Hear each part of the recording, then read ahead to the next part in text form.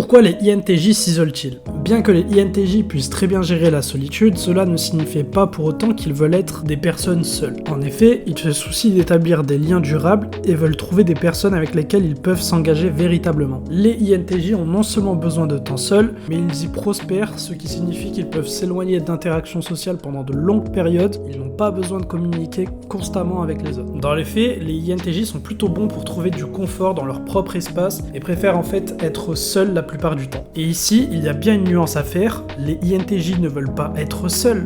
Ils veulent juste qu'on les laisse seuls. Ils semblent souvent froids et déconnectés vus de l'extérieur, mais ce n'est pas du tout le cas. En fait, ils veulent trouver des personnes avec lesquelles ils peuvent établir une relation solide, et pour l'INTJ, ces relations étroites signifient beaucoup. Pour que les INTJ se connectent vraiment, ils doivent être sûrs de pouvoir faire confiance aux gens, et cela peut prendre du temps. Leur aspect froid font qu'ils sont souvent incompris par les autres personnes. Ce sentiment de ne pas être compris ou apprécié pour ce qu'ils sont est l'une des principales raisons pour lesquelles l'INTJ préfère être seul. De plus, les INTJ sont du genre à ne pas montrer de faiblesse, ce qui est une raison majeure pour laquelle ils pourraient avoir du mal à éviter de se sentir seuls. Ils veulent être considérés comme forts et capables, avec ou sans autres personnes à leur côté. Malheureusement, cela peut créer une incapacité à vraiment s'ouvrir aux autres, ce qui peut rendre plus difficile pour l'INTJ de se débarrasser de cette solitude. Pour conclure, en tant qu'introverti, l'INTJ a besoin de temps, de calme, pour se préparer mentalement et récupérer des expositions, des stimuli extérieurs. Ils ne sont pas spécialement timides et n'ont pas peur d'être entourés de gens, ils ne sont pas mal à l'aise avec eux, mais cela les épuise. Il y a aussi tous les jeux auxquels les gens jouent en société. La majorité des gens semblent avoir des problèmes à être directs et francs, ce qui signifie que l'INTJ consommera beaucoup plus de temps et d'énergie que nécessaire à essayer de déterminer ce que disent vraiment les gens. Pour lui, il y a toutes ces règles sociales inutiles et arbitraires auxquelles les gens adhèrent au lieu d'être simplement directs. Donc, afin de préserver leur énergie et leur santé mentale, l'INTJ gardera naturellement une certaine distance entre lui et la majorité de l'humanité, économisant son énergie pour les personnes qui le comprennent vraiment et qui apprécieront son approche plus directe que les autres. La vidéo est désormais terminée, n'oublie pas de t'abonner si c'est pas encore fait, tu peux me suivre aussi sur TikTok. On se retrouve la semaine prochaine pour une nouvelle vidéo. Ciao!